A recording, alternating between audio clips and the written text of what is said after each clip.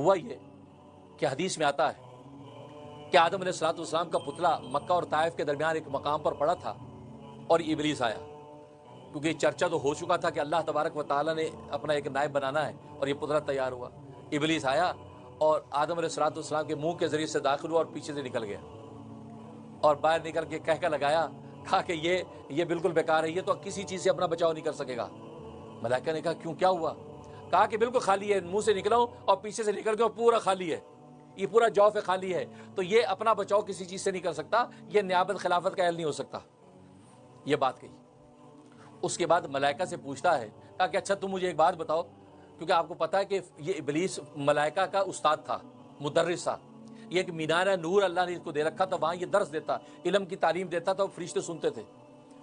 تھے، اور فرشتے دل کے اندر یہ سوچا کرتے تھے کہ اگر کبھی اللہ تبارک و تعالیٰ ہم سے ناراض ہو گیا تو ہم یہ جو مدرس ہے اس مدرس کی سفارش کرائیں گے، کیونکہ یہ اللہ کا بڑا قریب ہے، وہ یہ سوچتے ہوتے تھے۔ اب اس نے جب یہ سوال کیا تو فرشتوں نے پوچھا تو اسے بتایا کہ یہ بیکار ہے، یہ اپنا بچاؤ نہیں کر سکتا۔ پھر فرشتوں سے کہتا ہے کہ اچھا یہ بتاؤ کہ اگر اللہ تبارک و تعالیٰ نے اس کو تمہارے سے افضل قرار دے دیا، کیونکہ جیسے پہلے بتایا کہ فرشتے یہ کلیم کرتے تھے کہ ہم سے افضل اب کوئی مخلوق نہیں ہو سکتی، تو وہی چوٹ مار رہا ہے، کہا کہ اللہ نے اگر اس کو تم سے بھی افضل قرار دے دیا اور تمہیں یہ حکم دے دیا کہ تم اس کے مطیع ہو جاؤ، اس کے تابع ہو جاؤ، تو کیا کرو گے؟ اب ظاہر ہے کہ فرشتوں میں تو یہ بات پہلے سے چل رہی تھی، نہیں جی ہم سے افضل کوئی نہیں ہے، یہ سوچا کہ چلو میں بھی ان کو اپنے ساتھ شامل کروں۔ تو ملائکہ نے کہا ہم رب ذوالجلال کی اطاعت کریں گے، رب کریم اگر اس کو ہم سے افضل قرار دے گا، ہمیں اس کا مطیع بنائے گا، تو ہم اللہ کی تابعداری کریں گے۔ یہ بات کہی۔ جب یہ بات کہی تو اس نے دل ہی دل کے اندر سوچا، کہا کہ لیکن اگر اللہ نے مجھے اس کے اوپر افضل قرار دیا، اس کے اوپر حاوی کیا، تو اس آدم کو، اس کی ذریت کو میں تباہ کر دوں گا، اس کو گمراہ کر کے تباہ کر دوں گا، اور اگر اللہ نے اس کو مجھ پر افضل قرار دیا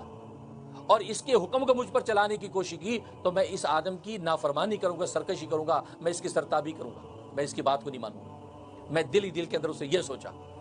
اس کو اللہ تبارک و تعالیٰ نے ذکر فرمایا، انی عالم ما تبدون، کہ میں جانتا ہوں جو تم ظاہر کرتے ہو، اے فرشتوں تم نے جو اپنی اطاعت کا اظہار کیا وہ بھی میں نے جان لیا، وما کنتم تکتمون، اور جو تم نے چھپایا اپنے دل کے اندر، ابلیس نے دل میں چھپا کے جو بات کہی کہ میں اس کو تباہ کروں گا اور میں اس کی نافرمانی کروں گا، اور میں وہ بھی جانتا ہوں۔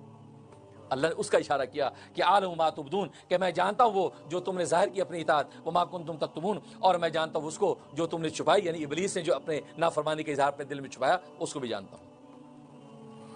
وَإِذْ قُلْنَا لِلْمَلَائِكَةِ، اب یہ سارا جب پروسیس ہو گیا اور ثابت ہو گیا کہ آدم علیہ السلام کو اللہ نے جو مقام مرتبہ عطا کیا ہے وہ اب کسی اور مخلوق کو نہیں ملنے والا،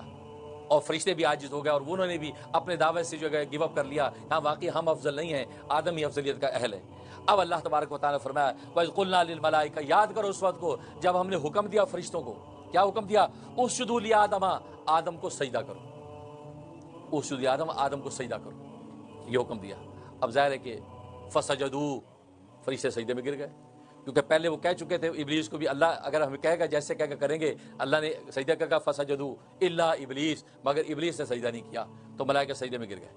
سجدہ کر لیا۔